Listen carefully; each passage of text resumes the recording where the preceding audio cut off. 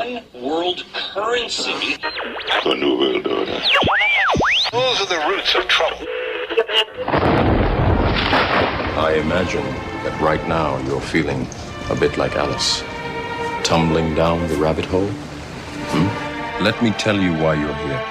You're here because you know something. What you know you can't explain, but you feel it. You felt it your entire life. That there's something wrong with the world. You don't know what it is, but it's there, like a splinter in your mind, driving you mad. It is this feeling that has brought you to me. This is your last chance. After this, there is no turning back. You take the blue pill, the story ends. You wake up in your bed and believe whatever you want to believe. You take the red pill, you stay in Wonderland, and I show you how deep the rabbit hole goes. All I'm offering is the truth, nothing more.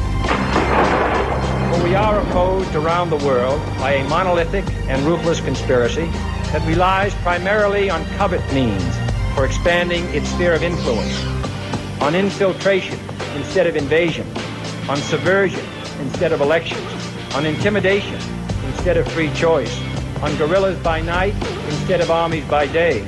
It is a system which has conscripted vast human and material resources into the building of a tightly knit, highly efficient machine that combines military, diplomatic, intelligence, economic, scientific, and political operations. Its preparations are concealed, not published. Its mistakes are buried, not headlined. Its dissenters are silenced, not praised. No expenditure is questioned, no rumor is printed, no secret is revealed. But I am asking your help in the tremendous task of informing and alerting the American people. And now, welcome to another episode of Down the Rabbit Hole. Here's your host from federaljack.com. It's Popeye. Ladies and gentlemen, welcome to another live edition of Down the Rabbit Hole here on the Orion Talk Radio Network, oriontalkradio.com. It is July 15th, 2012. And anybody in, I guess you could say, the conspiracy community, whatever you want to call it, the info community, I like to call it, because that's really what we're doing, is giving out information. I hate that term, truther. That was originally coined, by the way, by the CIA over at Langley. It's a way to marginalize people. But this week and next week is very familiar to many of us. It is a time of the year, a 2-week period, when all of the deviants that run things all throughout the world, especially here in the United States, leaders of industry, I hate that term too, leaders of industry. It makes them sound like they're so great. Dickheads in charge, let's say that. Dickheads in charge, politicians, aspiring presidents, people that would like to be the president. You know, Nixon and Reagan were seen at this place before they were both presidents. Anyway, what am I talking about? What place am I talking about? I'm talking about Bohemian Grove out in California, where 2 weeks a year, these scumbags get together and they drink heavily, do drugs, have sex with gay prostitutes, male, prostitutes. And that's, I guess that's whatever, that's your own personal choice. I really don't have an issue if you're just partying in the woods, but you're not just partying. What you're doing is setting policy. And that's a no-no. There's a violation of the Logan Act. And you're discussing other things like world domination. That's wrong. You're not just partying. You're actually discussing killing people and taking over the planet. They try to act like it's a party, and that's all that goes on. But the mock sacrifices, and actually, I really don't know if I should call it a mock sacrifice, because it wouldn't surprise me, knowing the things I know about these people, if that once in a while there were actual sacrifices. But they do burn an effigy, and when they burn it, they are releasing their care. That's what the cremation of care ceremony in front of the huge owl is for. It is done to release their care for what they've done and what they're going to do. It's the way they, people say, how do they live with themselves? Well, one of the ways they do it is they actually go out in the woods and they worship a 40-foot stone owl. which it's a representation of a deity that goes back at, the worship of which goes back at least 5,000 to 6,000 years. A lot of people say Molech, but from what I've researched, it's actually the owl's Minerva. Either way, both gods required sacrifice, as many of the gods in the ancient world did. And I could get into religion and everything else. That could be a 6-part show right there. But that's what these morons do. And it doesn't matter if you don't believe in, there's no such thing as Satanism, Popeye. That's crazy. Well, I don't care if you don't believe in it. These morons actually go out in the woods and do it. And the dangerous thing that they do there is discuss, I guess, for policy of our government. That's one of the most dangerous things they do. It's rumored that discussions of the atomic bomb, well, it's not rumored, it's admitted, I should say, that discussions of America's atomic bomb took place there. Now, for people to say that the atomic bomb was born there, that's a stretch, especially if you know anything about what the Germans were up to and German scientists were up to over during World War II in Germany.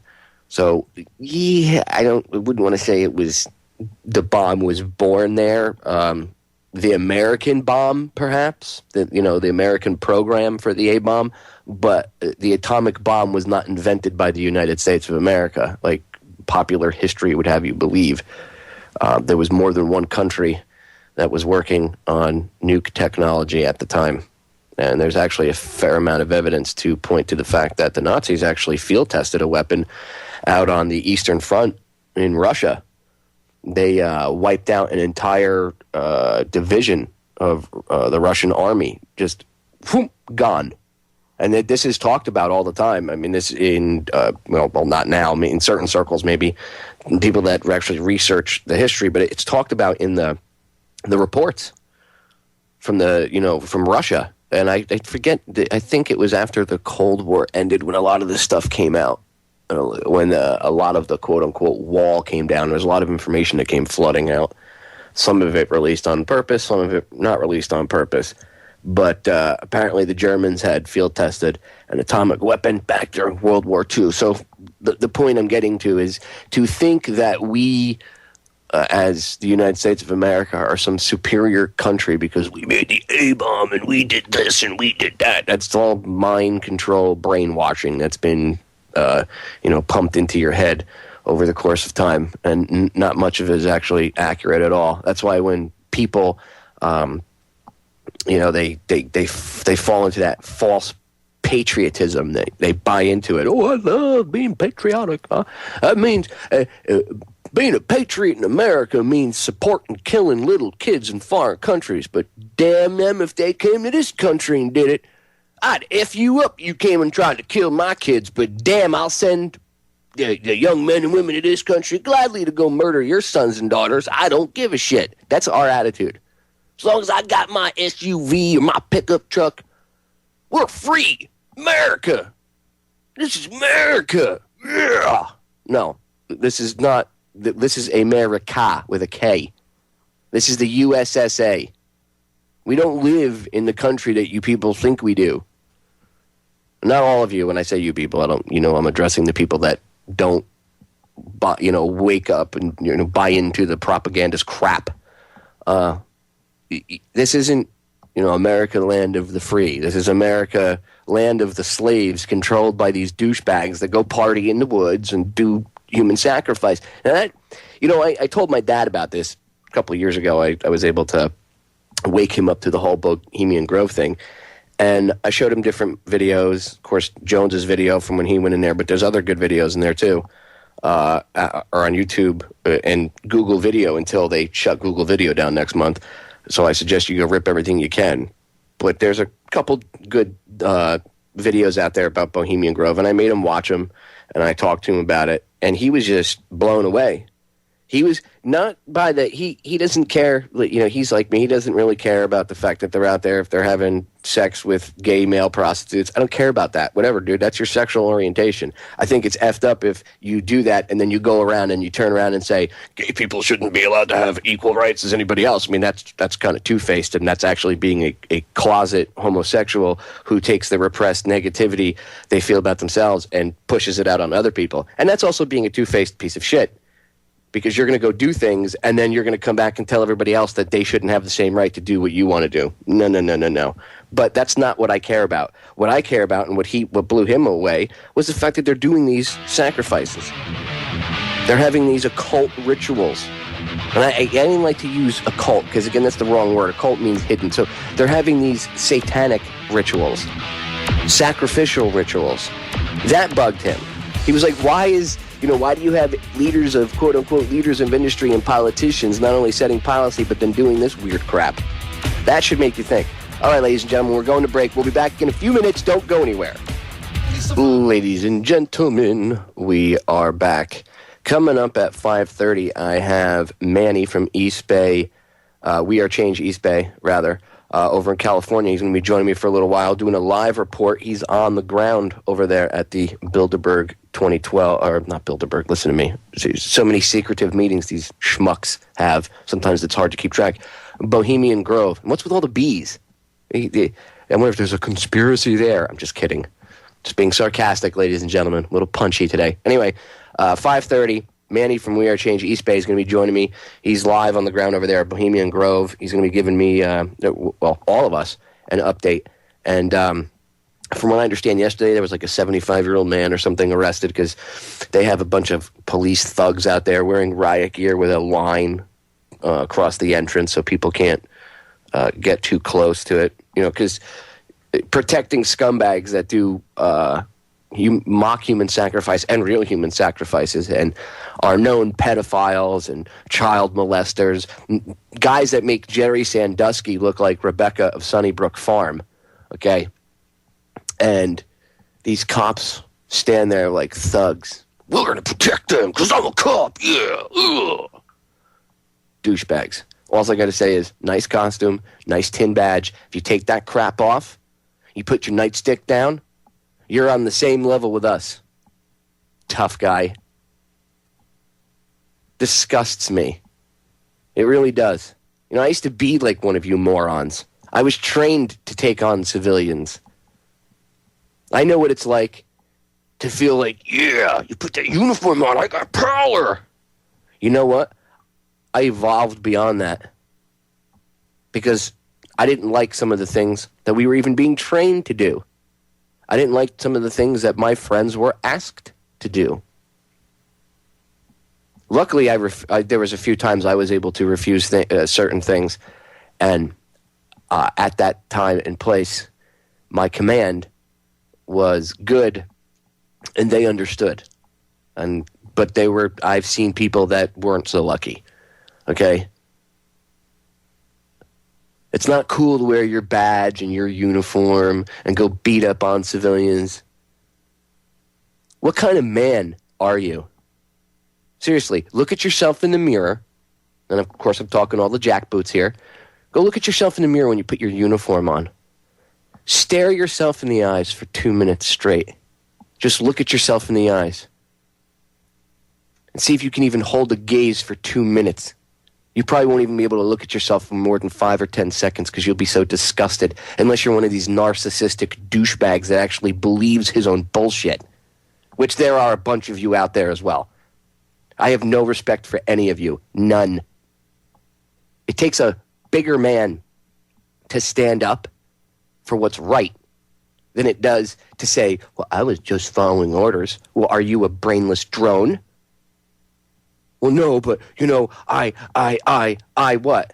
Nothing. Excuses, excuses, excuses. You petty tyrants. You power-tripping thugs. Monday morning quarterbacks. People that got beat up in high school and got nothing better to do, but now take it out on the rest of the world because some dickhead jock was mean to you. Get over it.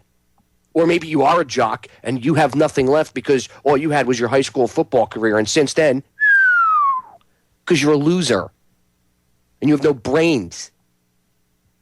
Instead of being a pawn, instead of being a tool, which, by the way, when they're done with you, they're just going to cast you aside. History has shown this time and time again. Don't think this will be the first time things are different. It's the same rationale an abused woman uses. Oh, it'll be different this time. He says he's sorry. He loves me. You would dish out advice to an abused woman, wouldn't you? And say, why are you putting up with that? So why are you putting up with it? Go look up the brown shirts. Look up the Night of Long Knives. Go look up history. Look up what Stalin did. If he thought that a general and all of his men or whoever or soldiers or anything were against him or for whatever reason they pissed him off or they were treasonous, done. Wiped out. Shot. Dead. Goodbye. You're not human. Killed. Do you really think that they won't do the same to you? You costume-wearing morons. It's a costume. It's a friggin' Halloween costume. It doesn't give you any authority over somebody else. Just because someone else tells you it does doesn't mean that's accurate. You don't have the right to violate people's rights. Nobody has the right to violate another human's rights and natural law. You don't. You don't have the right to take someone else's life or hit them or cause them physical injury just because you have a badge. Well, the badge says I do. Well, what are you? Are you a human or are you just a sack of flesh operating that costume? A blood bag that's used and abused, and when they're done with it, they piss on it and throw it away. Does that make you proud? Does that make you a proud cop or a proud soldier? I'm awesome. I have power. No, you have nothing. You have the illusion of power. Take your badge off, your uniform, and your gun, and your ticket book and your nightstick. Take all that crap off. And then come at me with that same BS. Go at some little old lady with that same crap and see if she would react the same way. No, she wouldn't. And you know why? Because you wouldn't have on your damn costume. You wouldn't be playing the part. So you buy into your false ego. I'm a police officer. What's the first thing right there? I. That's the ego. I, me, my. I, me, my. I say it all the time. All the time. What do I tell you people? I, me, my. That's the ego talking. You officers are buying into it. You jackboots are buying into it. You really believe that you are that badge. I'm Officer Johnson, or I'm Federal Agent Dickhead, or whatever your name is. You actually buy into that personality, that fake personality, this made-up individual. You're play acting a part. And you don't even realize it. You're being used. I have 30 years as a law enforcement officer. I've arrested dozens of people and taken criminals off the street. Really? Were they really criminals? How many people were murderers or child abusers or really did something bad? Like actually stole someone's property? Or how many people did you arrest because they didn't have insurance? Or how many people did you arrest because their registration was expired by like 6 months or a year? Or how many people did you arrest just because? Do you think it makes you a man to go out and lock another human up in cuffs? Well, I have the ability to lock people up. I'm the law. No, you're not. You grab 75-year-old men? In the case of NYPD, you guys pepper spray. The woman was in her 80s, I think. 70s or 80s. There's a picture of them putting milk on her eyes to neutralize the pepper spray. I mean, does it make you a big man to attack women?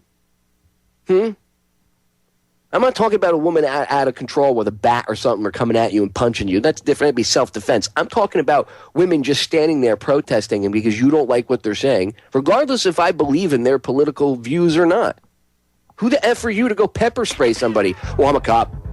I'm a white shirt. I'm an NYPD white shirt. I could do what I want. Really? You're buying into your false ego again. You're starting to believe your own crap. Ridiculous. Go in the bathroom, look in the mirror, and see if you can stare in your eyes, your own eyes, for at least 2 minutes. More than half of you probably won't be able to. We're going to break. We'll be right back.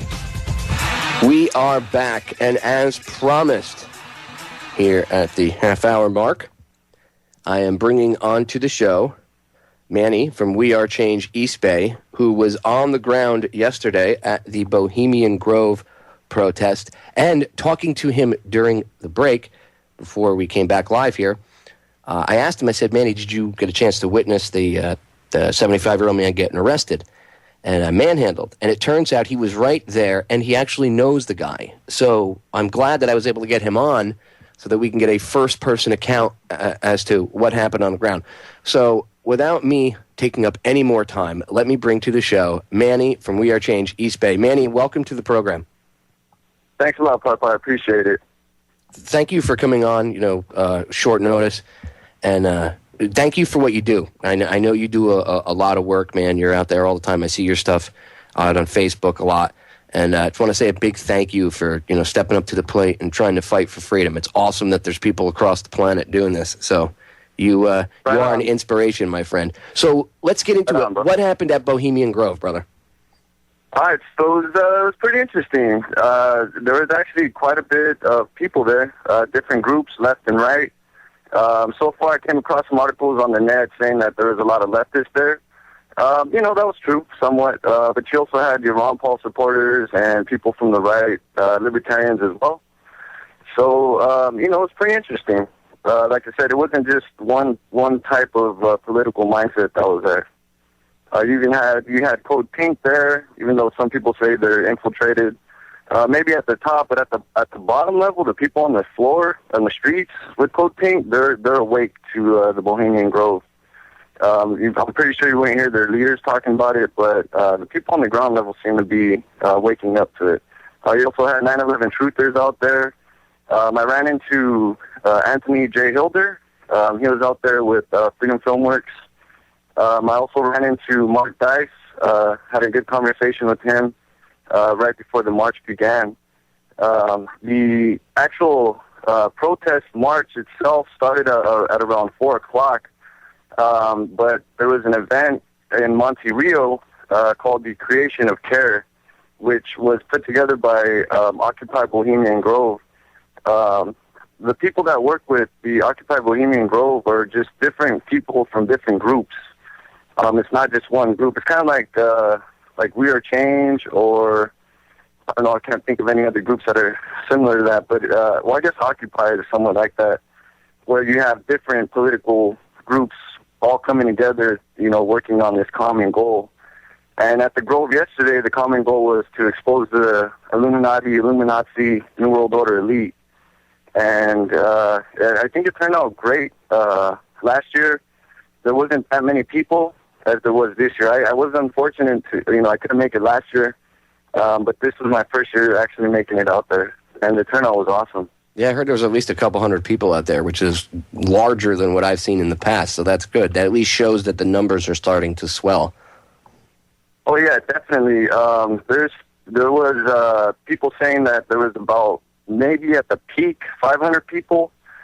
My personal view, just from what I saw, I wasn't trying to get a head count, but it looked as if there was roughly anywhere between 200 to 500 people. So, we literally had the entire street full when we were marching down to the gates from Monte Rio. And is that, so I guess when you guys got to the gates, that's where they had that little police line set up, correct? Right. Basically, what they're trying to do is prevent, the protesters from trespassing, which is understandable. I believe in respecting private property rights. Being a firm believer in private property. But at the same time, these world elites, these criminal leaders we have, are participating in this satanic ritual, and there's well-documented evidence that shows they've been doing this for over 100 years. I believe this one was the 133rd, if not the 130th gathering for the Bohemians. And when you guys marched up to the front gate there, is that when this incident with the old man, the 75-year-old guy, occurred? I mean, manhandling anybody in their old age like that is just disgusting. But get into it. What did you see? What happened? Okay, so when I got there to the gates, we got to the gates. I can't remember if it was around 4:30 or 5. It was roughly around that time because it was the march from the town was about an hour. And about a mile. And by the time we got to the gates, there wasn't that big of a law enforcement presence until I guess they just felt overwhelmed. When we first got there, there's just the Bohemian security guards in the front, and then we had some CHP out there, California Highway Patrol. They're out there, and then the sheriff's brigade came in with the Nazi gear, ready for a fight. So.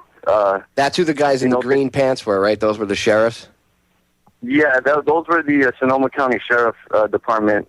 So they were dispatched to prevent the storming of the actual main gate because we were at, like, the lower part of the entrance. They didn't let us pass that first gate. And there's a second gate as you go up that hill. You go up the hill and continue on, and then there's another entrance. But they kept this at the main one. So, I think the sheriffs also got a little nervous too, because I don't think they were expecting as many people as there was. And for once, it's interesting that I say this because going to Occupy SF and other protests, there was actually more protesters than there were law enforcement officials. So that was actually pretty interesting. Usually you see a super high amount of cops.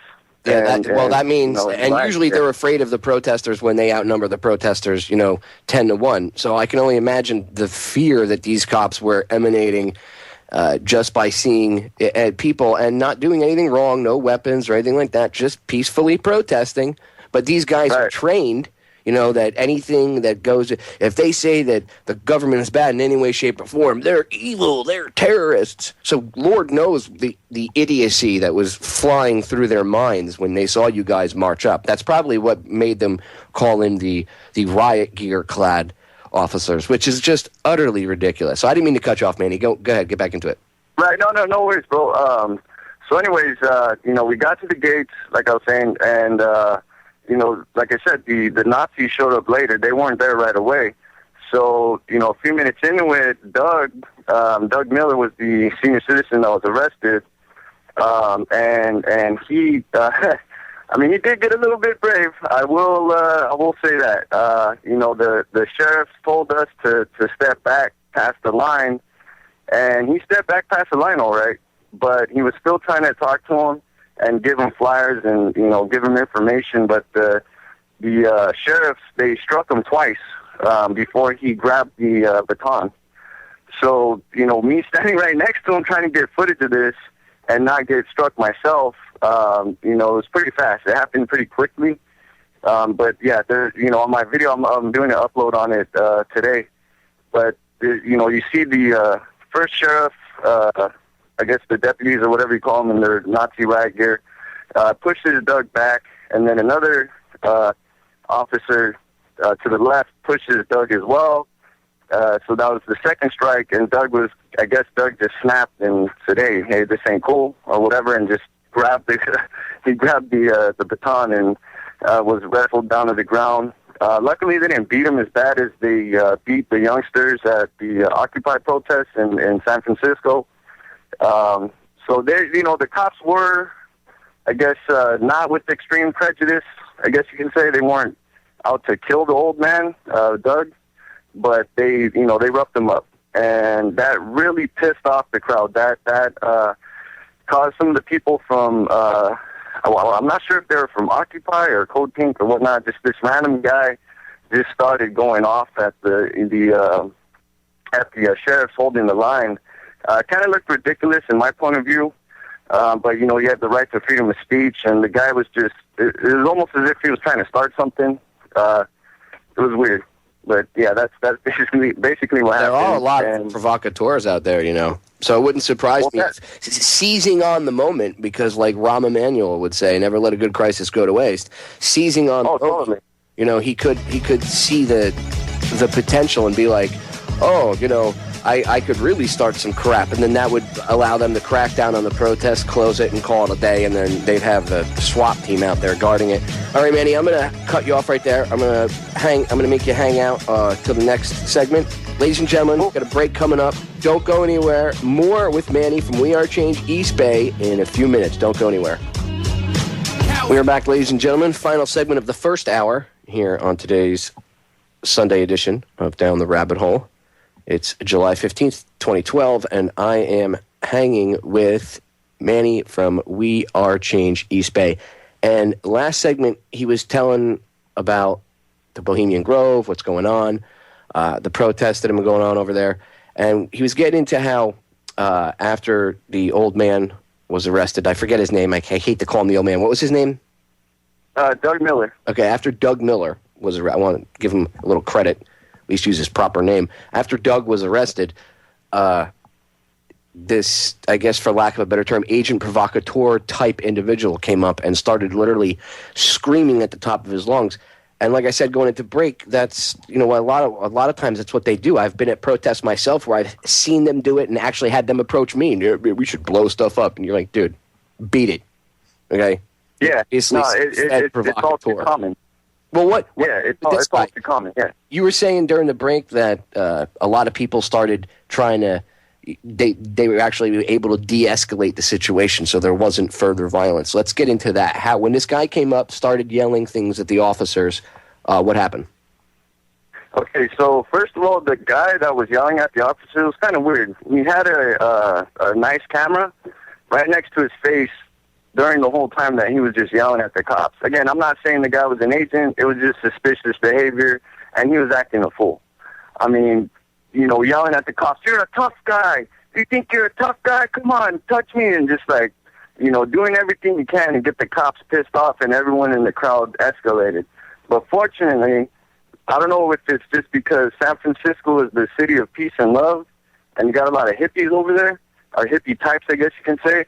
They help de-escalate the protest. They're, you know, starting to scream out, peaceful protest. You know, these yuppie, or not yuppies, but hippie people, like, this is peaceful, not violence. We don't want to fight. So, you know, not only them, but also other people that were there as well were, you know, trying to de-escalate it. You know, people turned all their cameras towards the guy to see if he was going to do anything stupid. And, you know, people just talked to him. You know, they talked to him like a regular person, said, hey, bro, you need to just calm down. You know, we're here to make a point, not to make a fight. You know, we're out here to be peaceful, expose the new world elite, and we're not here to give them a reason to crack down on us. I mean, you know, all of his actions were that of trying to escalate the situation, not trying to de-escalate it or nothing. So, you know, with that going down, I felt bad, so I took it upon myself to grab my bullhorn and start bullhorning the sheriff, saying, hey, look, you guys are our brothers and our sisters. I mean, I don't think you know what you're doing, you know, defending and protecting these criminals, you know, behind these gates. So, you know, I was trying to do that community outreach to the cops because, you know, they're really, I mean, a lot of people say F the police and all that kind of stuff, but ultimately they're our brothers and our sisters. And I have family and, you know, relatives that are in law enforcement, and they don't like what's going on. They don't like seeing people getting their ass kicked for being peaceful and protesting, you know, the way we should be, according to the Constitution. You know, so a lot of officers don't like that violence. But when people in the crowd start acting a fool and give them a reason to beat that ass, damn right, you know, they're going to want to do it. And when they go home at night, they're probably thinking, man, that old lady was really nice in the crowd, and she was a sweetheart, but that little punk kid just kept getting in my face, and I just want to kick his ass. So the next time they get out to a protest, they're expecting to see that, and they're ready to beat some ass, or maybe they'll run into the little old sweet lady or the nice kid that, you know, didn't want to pick a fight. So, you know, doing those types of things where you're out there yelling at the cops, you know, calling them pieces of crap, you know, calling them cowards and all this kind of stuff, that doesn't help. I'm sorry, that does not help. They're not our enemy. Well, yeah, not in that situation. It doesn't, especially because now you're going to have, the tensions are already high, and him coming in and yelling like that. See, if somebody came over and was calmly saying some of those things to the cop, not the hit me part, but do you feel like a big man doing that to an old person, or an older person, Right. Stuff like that, if you say it calmly, is fine. But going up and yelling like that, those cops are already, freaking out. Look at the way that they acted. They're already acting in fear. Hey. Yeah, they're literally, the cops were literally shaking in their boots, bro. Like, I'm not making that up, you know what I'm saying? Like, I was right there on the front line seeing them. They're nervous. They were probably amped up on fear. Who knows what they were told? Yeah, I don't think they were expecting that many people to show up because we outnumbered the police big time this time. It was almost like it was 10-1, not like in Occupy where it's like 100-1 where you got cops completely surrounding the entire encampment. You know what I mean? Like, this was a way different situation. But again, like I said, those cops are just human beings. They're like us. They're humans.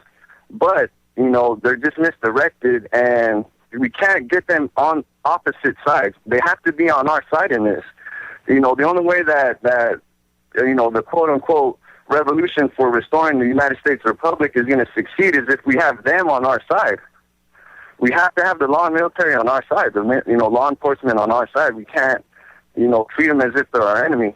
The people that they're protecting, yeah, they're the bad ones. But them, they're just useful. Well, you have to understand the game that's being played. See, the social engineers, the people that are in control, they want you, me, and everybody else to hate on the cops and focus our energy on the cops. Whereas to understand the game, you have to be like Sun Tzu. You have to understand the art of war. You have to understand that those cops are pawns, and taking them on is not where the fight is at. One must change what they're being taught. Now, it doesn't mean I condone what the cops do. I go at them, like I did the second segment here on today's show, and I tell, I'll tell them how I feel and tell them what the deal is. But you can't aim all your anger at them. They should be held accountable for what they do, and they should have to atone for what they do. But that's not where the anger should be aimed. The anger should be aimed at the people that are controlling them. That's why they hire people, that have an IQ lower than 100, because they don't want. If they hired you to be a cop, Manny, and they said, "Look, go beat that old lady over there," and you were like, "No, why would I hit that old lady, man? You're already thinking outside the box. You're fired." Yeah, exactly. No, exactly. And I understand that. And a lot of people don't understand that, but that's the problem, but as we participate in these protests, we need to make that point that, look, these cops are not the enemy, they're just doing their job, they're useful idiots, forgive them for they don't know what they do, because look, there's going to come a point, and if it continues the way that it's going, I'm hoping that it's going to be like Romania, where the cops take their badges off and throw them on the ground and say, F the regime. And a lot of cops are joining the Oath Keepers. So that, to me, is an indicator that, look, we're looking good. All these pessimists out there saying that the New World Order has total control over all of us, I call bullshit. Sorry if I shouldn't have said that, but, No, you're free. Go ahead. I call total BS.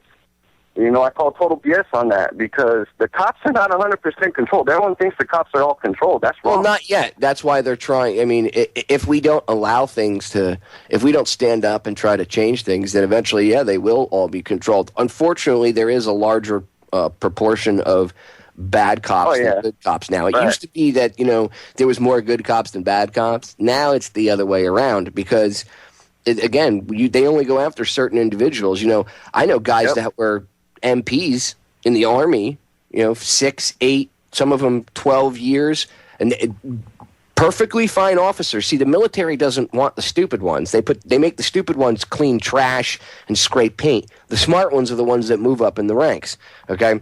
Yep. It doesn't mean they're all good, but the point is, the guys I know, they're really good officers. They did their job with respect.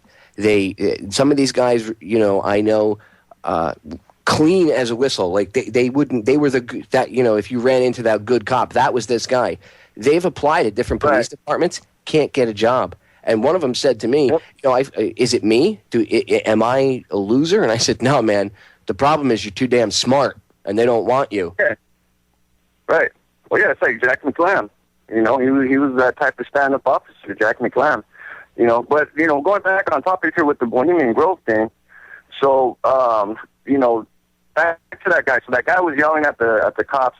We de-escalated the situation. A lot of people that were there helped with that. And you mentioned that, you know, hey, we should try to talk to the cops with compassion.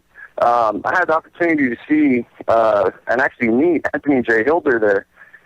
He's friends with Doug as well. So, Anthony J. Hilder walked up to the line of the police, calmly, professional, you know, called one of the cops over, and, you know, the cop actually went and spoke with Mr. Hilder.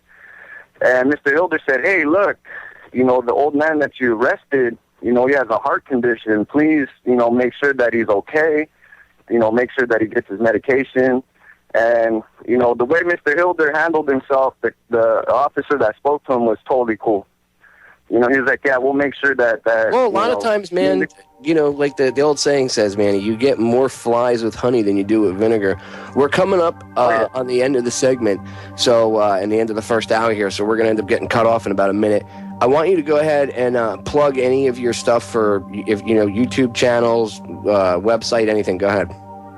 Yeah, we got YouTube.com, Weird Change SF, Weird Change SF, WAC SF 911 on YouTube. You can find us there. Fight the NWO TV on YouTube. You can find us all over Facebook. Weird Change East Bay, Weird Change San Francisco. We also work with different Weird Change groups throughout the Bay and Northern California. You can find myself on Facebook / East Bay Truther, all one word. So if you want to find out about me or whatever, you know, see if I'm legit or not. Awesome, Manny. I got to cut you off because we're about to get cut off. Yeah. Ladies and gentlemen, stay tuned. Hour number 2 coming up. Don't go anywhere. Either we heal as a team, we're going to crumble. Inch by inch, play by play, till we're finished. We're in hell right now, gentlemen. Believe me. And we can stay here, get the shit kicked out of us, or we can fight our way back into the light. We can climb out of hell. 1 inch at a time. You know, when you get old in life, things get taken from you. I mean, that's part of life. But you only learn that when you start losing stuff. You find out life's this game in inches. So is football. Because in either game, life or football, the margin for error is so small. I mean, 1/2 a step too late or too early, and you don't quite make it. 1/2 second too slow, too fast, you don't quite catch it. The inches we need are everywhere around us. Hell yeah. They're in every break of the game, every minute, every second. On this team, we fight for that inch. On this team, we tear ourselves and everyone else around us to pieces for that inch. We claw out fingernails for that inch. Because we know when we add up all those inches, that's going to make the fucking difference between winning and losing. Between living and dying. I'll tell you this, in any fight, it's the guy who's willing to die who's going to win that inch. And I know if I'm going to have any life anymore, it's because I'm still willing to fight and die for that inch.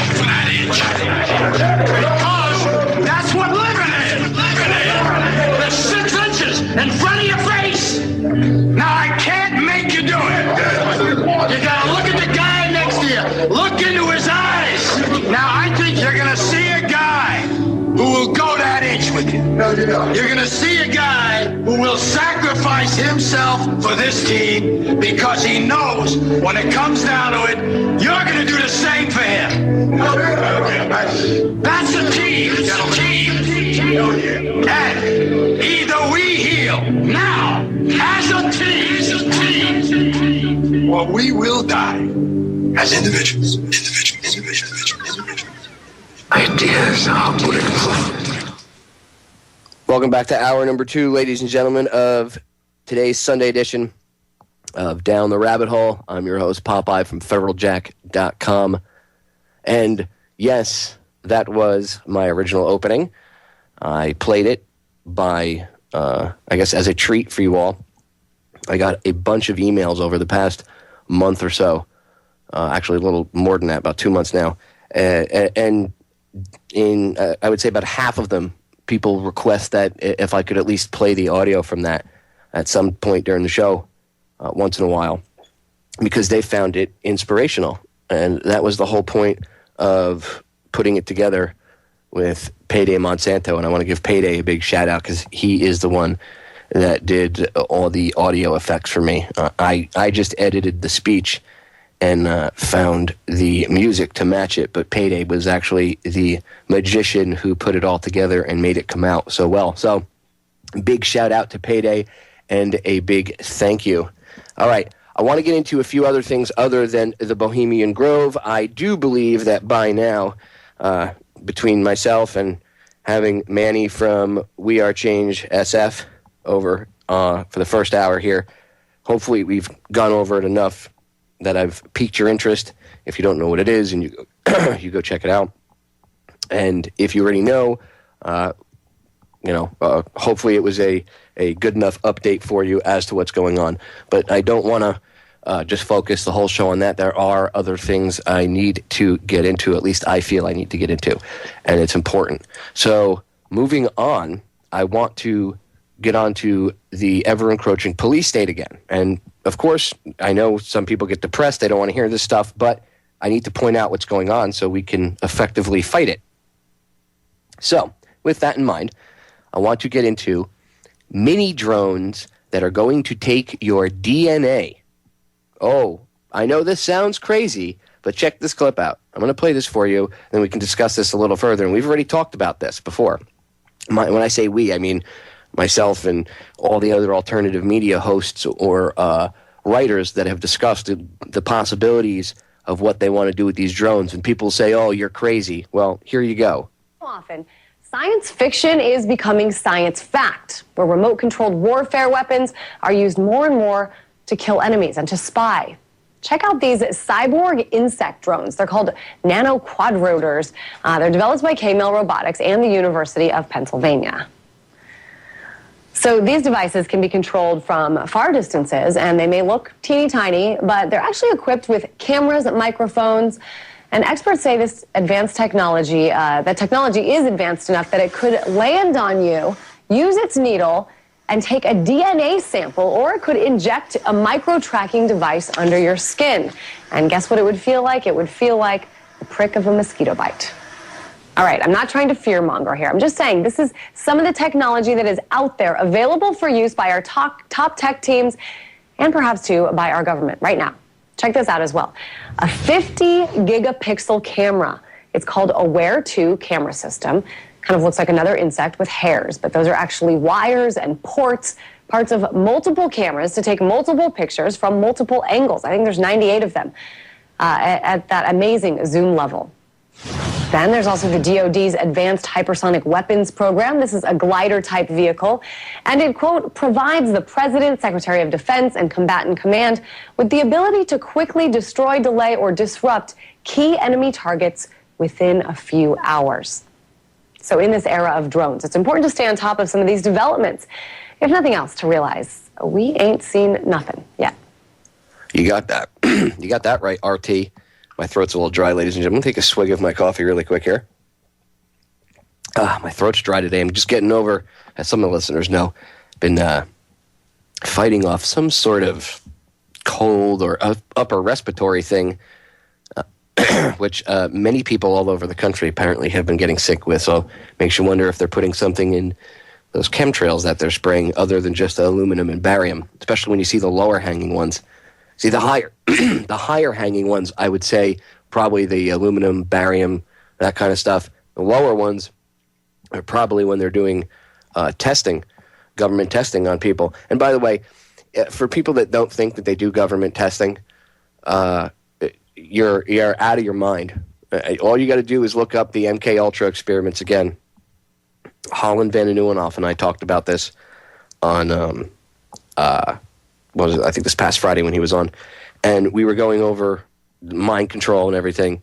And MK Ultra itself, so people understand, the MK in MK Ultra stands for mind control. The K is the control. I know you say, well, control spelled with a C. Yeah, here. But in Germany, where it originated from, it's spelled with a K. So that's why they named it MK Ultra.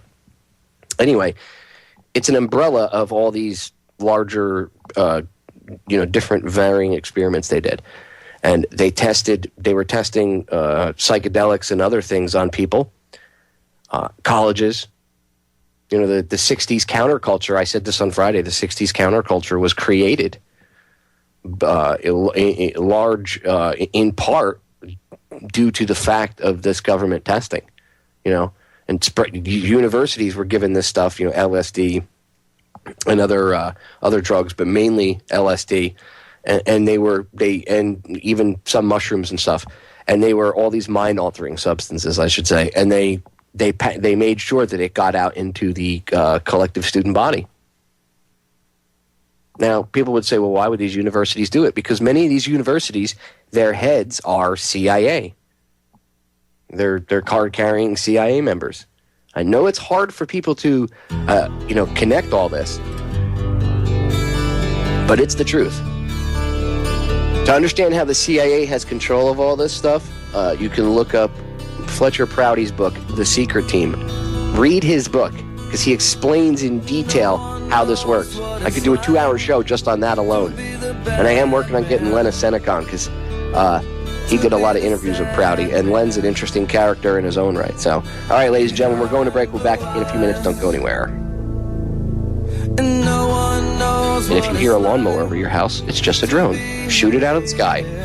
Remember a few months ago when this whole Penn State thing came about, and I said that Sandusky was part of a larger, this is not just an isolated incident, this is part of a larger ongoing problem, and this all relates back to what Gunderson unearthed with, I think it was the Henderson School. No, maybe that's not right. I'm murdering the name of the school. Whatever.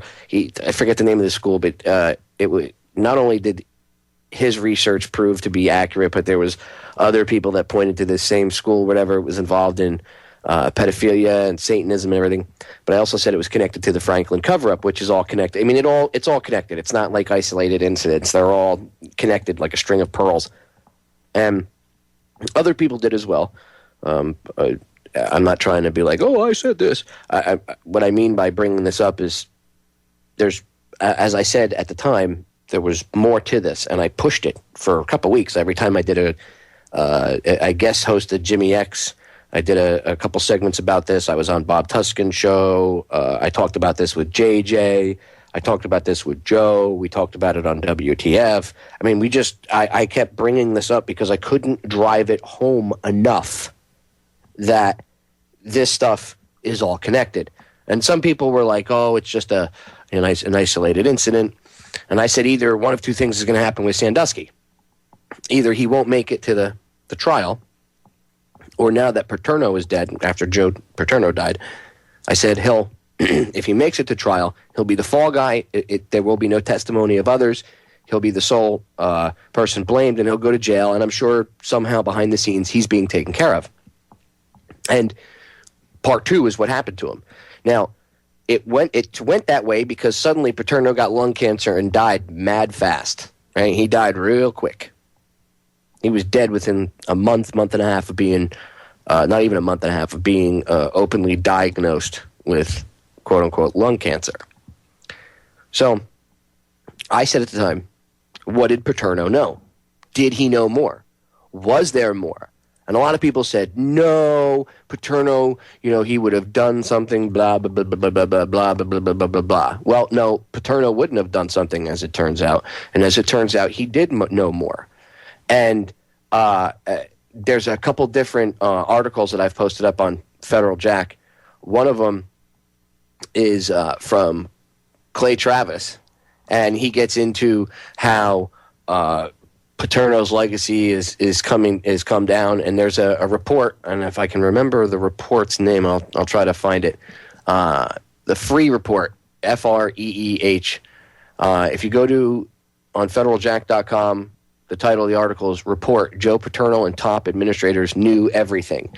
So just click on that, and then you can download a PDF of the report from the bottom of the article. For people in the chat room, I just dropped the link in there.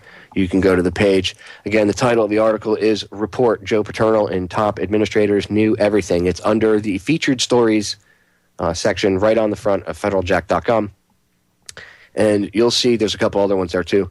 And you'll see how in these emails back and forth, they were aware back in 1998 of the sexual allegations about Sandusky, and they failed to take any action and do anything.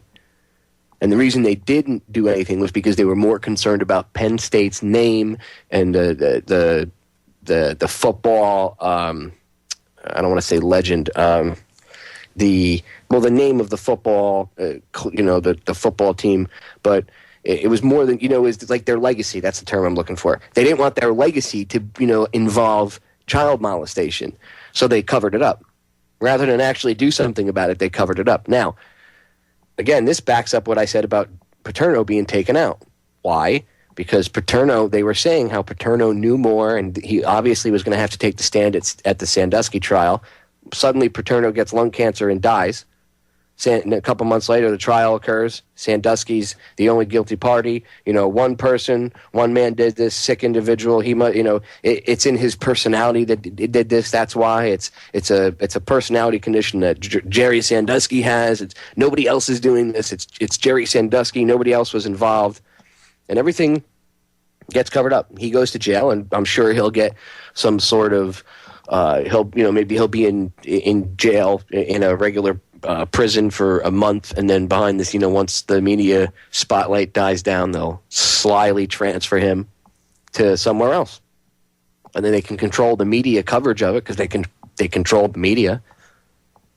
So just more evidence that vindicates, or I should say, validates my point about Paterno being killed and taken out because he knew too much and they didn't want him to say something. What happens if the old man suddenly got a conscience on the while he was on the stand? Didn't matter if they said, "We'll kill you." He's old. What would happen if he was like, "Well, I might want to say something or whatever." What happens if he suddenly has a bout of conscience? Well, they can't have that. So, just a little more evidence. And to dovetail with that, the Red Dirt Report over at reddirtreport.com. I reposted the story over at Federal Jack as well, but I want to give credit to where I got it from. Red Dirt Report, and they're reposting an interview by the Ellis County Observer with none other than John DeCamp, the author of the Franklin Cover-Up.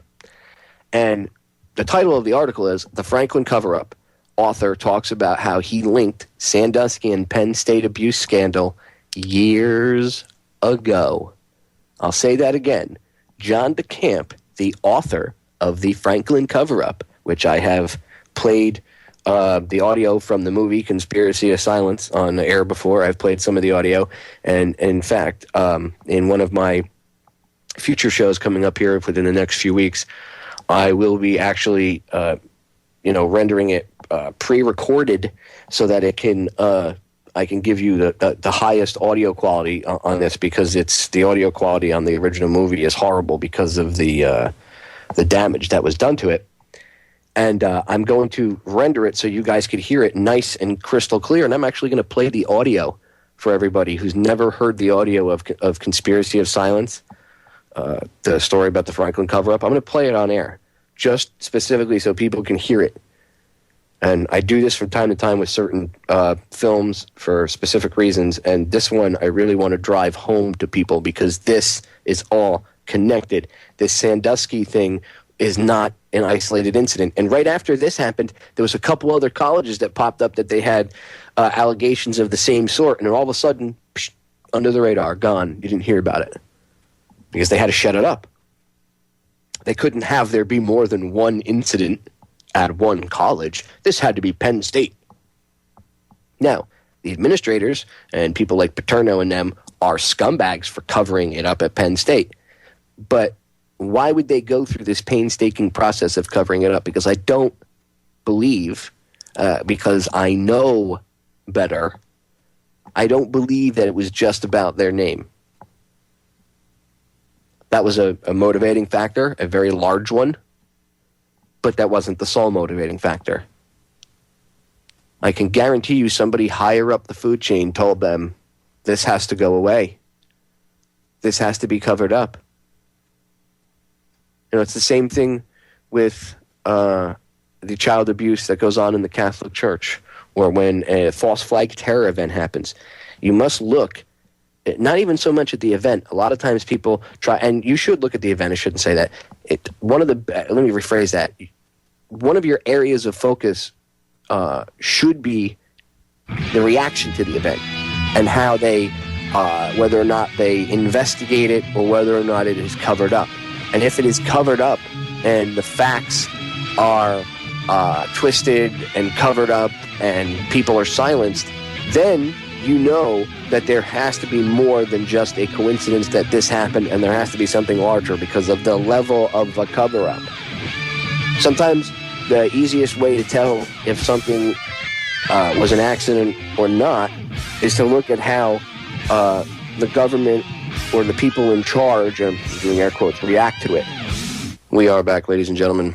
I'm going to read part of this article that I was talking about last segment about John DeCamp. Here we go.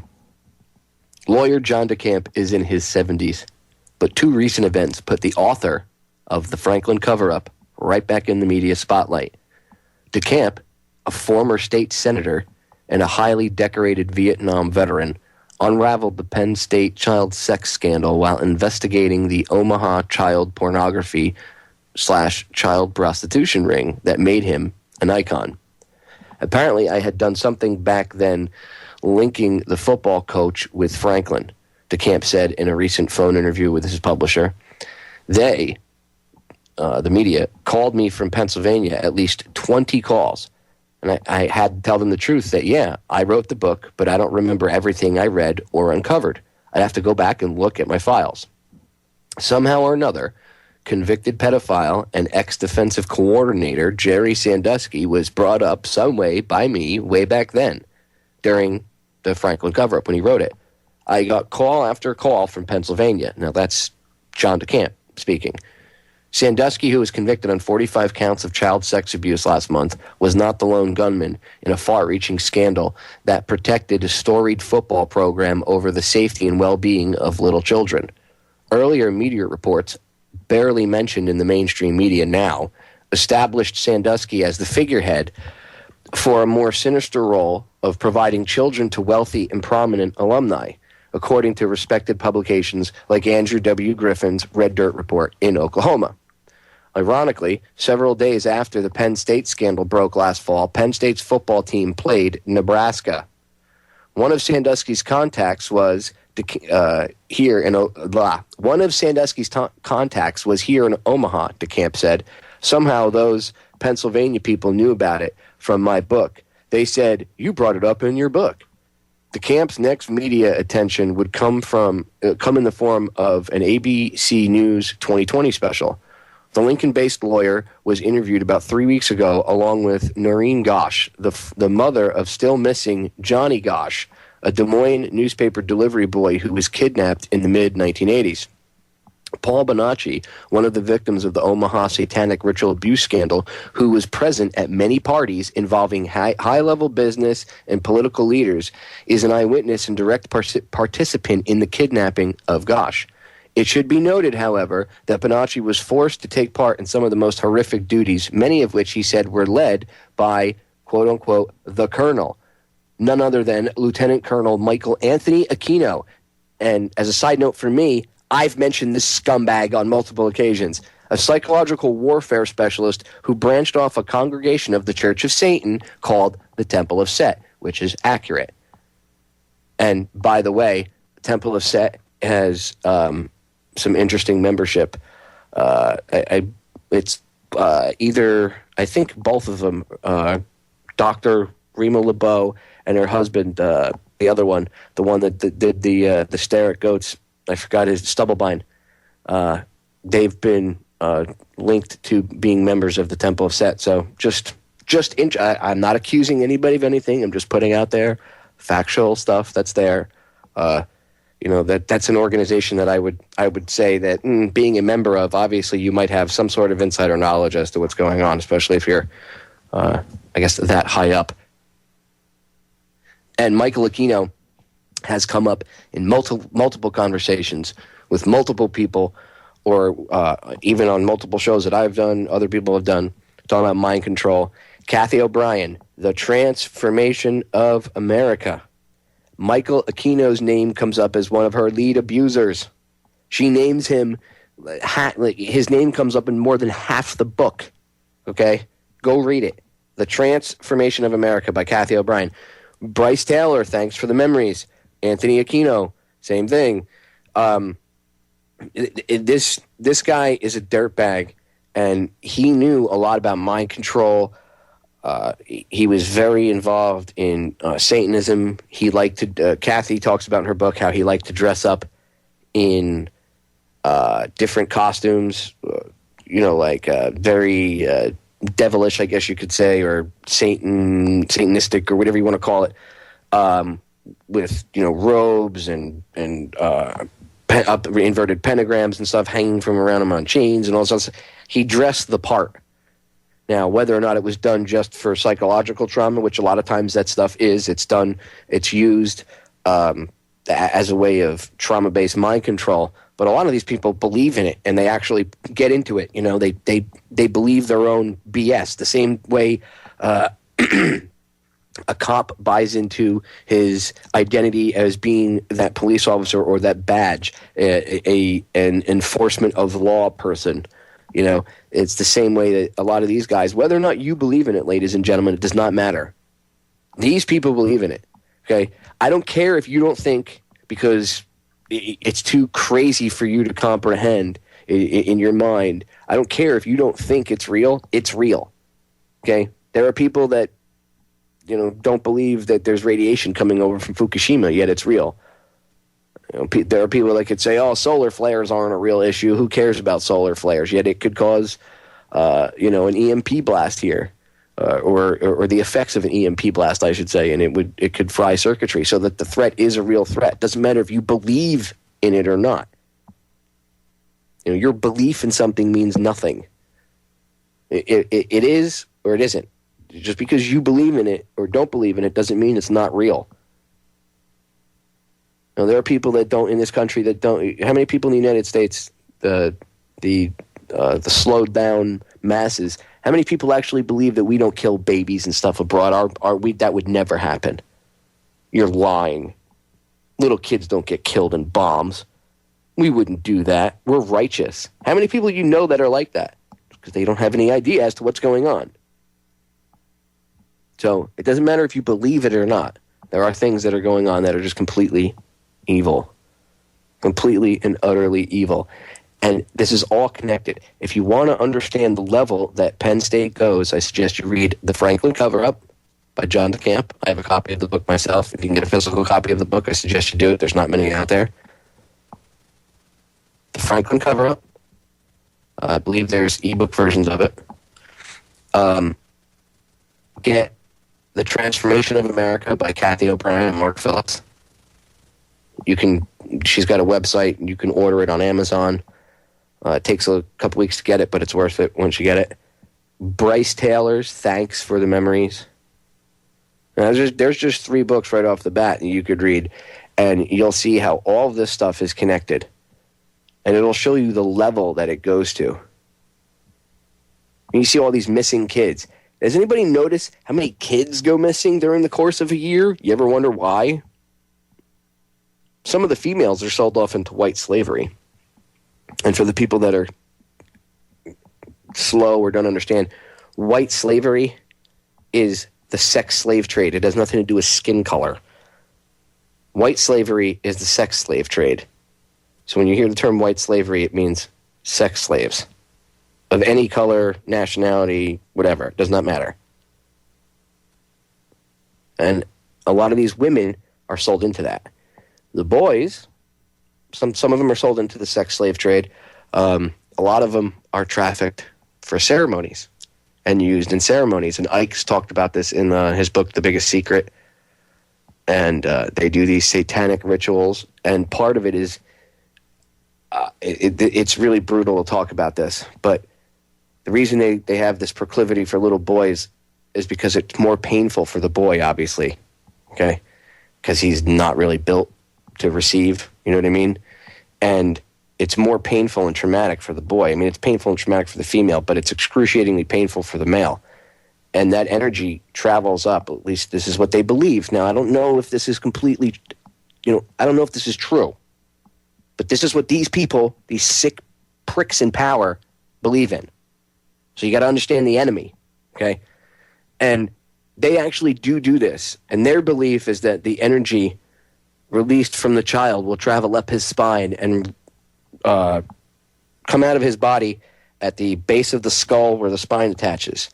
And I don't remember if they called it Kundalini or if they had another name for it, but it's kind of like that. And it's this energy that comes up the spine. And it's especially released during, sex. And because of this pain, it travels up the kid's spine and it comes out his neck. And they try to absorb it, basically. And whether or not that's true or not, doesn't matter. This is what these sick, disgusting freaks believe. And this is what they actually do to little kids. So tell me again, Bohemian Grove it's cool. Disgusting. Just remember, payback is a bitch.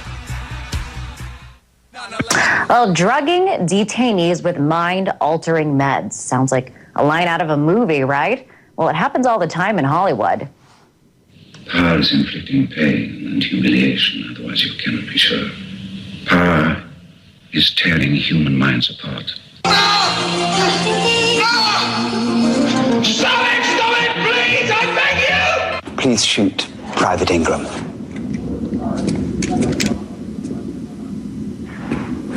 Bill showed me where Larry had some bottles of LSD and we put some in the powdered eggs last night. And in the water. What? But it turns out that's not a far cry from what happens in real life. A Department of Defense report reveals that the government is doing just that. The report, which was made public thanks to a Freedom of Information Act request, shows that prisoners in military custody were forced to take powerful mind-altering drugs. It's yet another questionable interrogation practice revealed that goes on at Guantanamo Bay and other secret military prisons around the world. I like how they call it a secret interrogation technique. Because that's what's going on. Why don't you call it mind control? Because that's what's going on. Guantanamo, huge mind control factory, Manchurian Candidate, creation warehouse. It's just unbelievable the things that are going on down there. But here, I'll let the clip play for another second or two. World. So what are the implications of this? And are mind-altering drugs just altering U.S. intelligence? To dig deeper into this, I'm joined now by Jason Leopold. He's the lead investigative reporter for truthout.org. Welcome, Jason. So I know you are one of those that filed this Freedom of Information Act request to the government. Tell us more about these chemical restraints, as they're called. We don't know much about them. And I just want to point out that my colleague, Jeffrey Kay, originally filed this Freedom of Information Act request 2 years ago. The report makes clear that chemical restraints were used on uncooperative detainees. That's that word, uncooperative, is in the report. We don't know exactly what that means. We don't know what those chemical restraints are. But one thing that's very important to point out here is that these drugs, these psychoactive antipsychotic medications that were given to these detainees, and those detainees were interrogated while they were on those medications.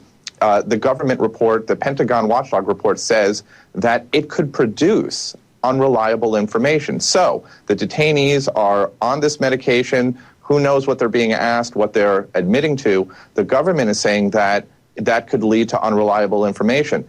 In the D.C. Circuit, the system that's set up there now is that everything a detainee says in a habeas in their habeas corpus case is presumed to be true. So the burden falls upon the detainee to prove that it's not true. That must be very troubling to learn for these lawyers to have learned this. Now, think about that, what he just said for a second. So everything that the detainee, the way they look at it in their little law society system with the detainees here and enemy combatants, okay, is that anything that these detainees say is true. So they're allowed to lie to the detainees. When I say they, I mean the interrogators. They're allowed to lie to the detainees. They're allowed to give them chemical concoctions, mind-altering drugs. And then when a detainee comes out and says whatever, they're writing it down that that's what it is verbatim, whether it's about him or someone else. And in a lot of these cases, they justify drone strikes and raids and everything else based on what some of these quote-unquote detainees say, whether it's at Abu Ghraib, Guantanamo, the one over in Afghanistan, the Air Force Base, I can't remember it right now, Bagram. All these different prisons they have, they do the same things. These techniques are the same. If you go look at what happened over at Abu Ghraib, the only reason why you even know about what happened over there is because there were idiots that on the inside that leaked the photos that walked around passing around CDs. Now, I know this because when I was in the military, we had the same thing. I used to get CDs or DVDs with pictures of dead Iraqis and stuff on them. Hey, man, check these out. This is from, when I was over in Iraq. And they would, give me a copy of a CD they had with like 300 or 400 pictures.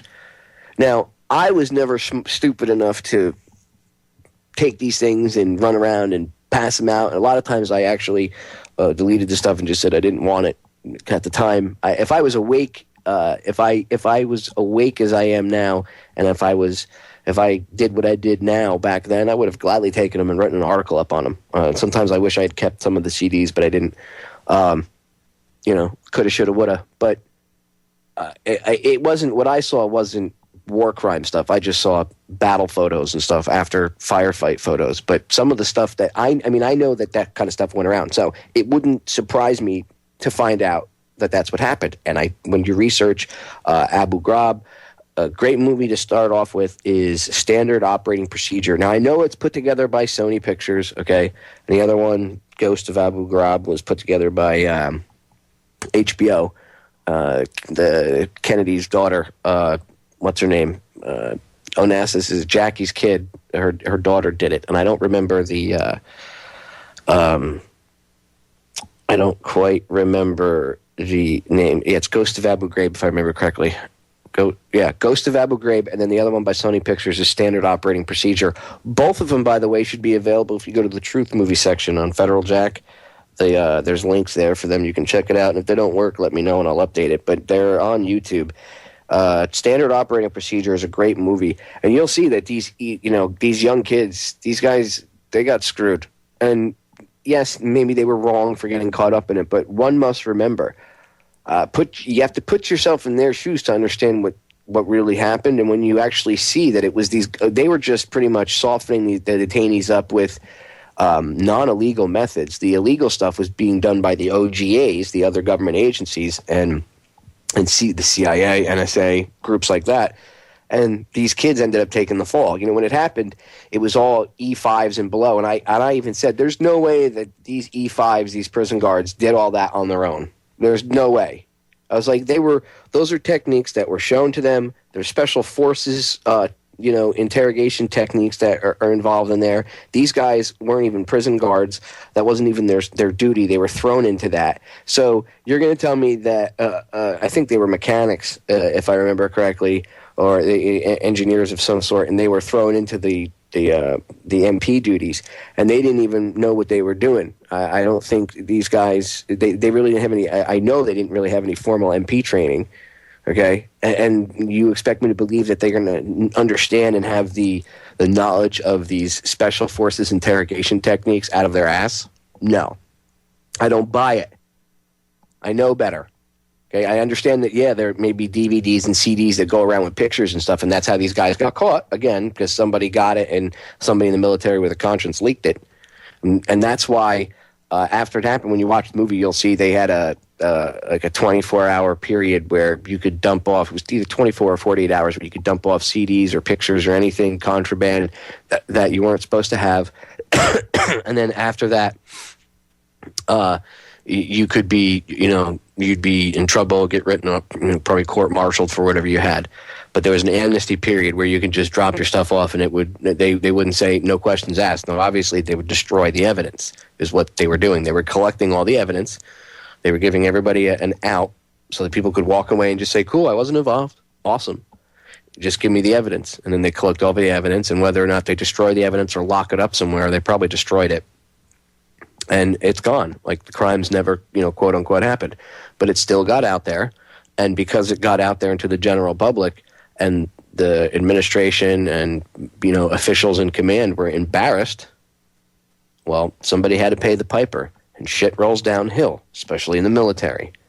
So the people that usually end up paying for the screw-ups of others are usually the E6s and below. Now, a lot of times the first classes will even weasel out of it, and you'll end up, or in my case, when I was in the Guard, they're first class, but they'd be in the sergeant category if you were in the Army or the Air Force and the Marines.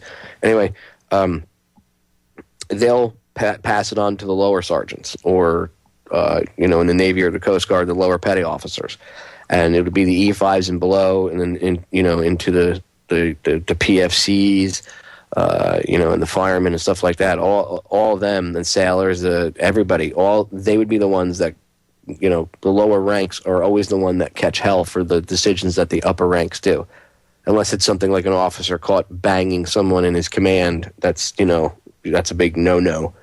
But other than that, most of the time, these officers end up dumping the responsibility onto their, a lower portion of the chain of command, and that chain of command ends up dumping it on down. And don't believe that it was just these low-ranking guys, these men and women that did this. No. Okay? It goes much deeper, just like the Franklin cover-up and everything else. And again, all this dovetails into each other. Because the same things that they use to traumatize and control people in their little mind control programs are the same techniques that they're doing to these prisoners. That's why I played that clip and I brought it up, so you can understand how it all connects and it all dovetails with one another. Well, ladies and gentlemen, it's the end of the show for today. I want to thank you all for tuning in, hanging out with me for 2 hours. As always, it is an honor. This is Sparta! Remember, no fear, only love. I love you all, and I'll catch you guys again Wednesday, and I'll probably be on WTF tomorrow night. And stay tuned, Joe Joseph is coming up. I'll be on hour 2 discussing gun control, and then after him, Ken Hildebrand will be up from 9 to 11. So stay tuned for at least 4 more hours, if not more, of Jam Pack Radio here on the Orion Talk Radio Network. I'm out.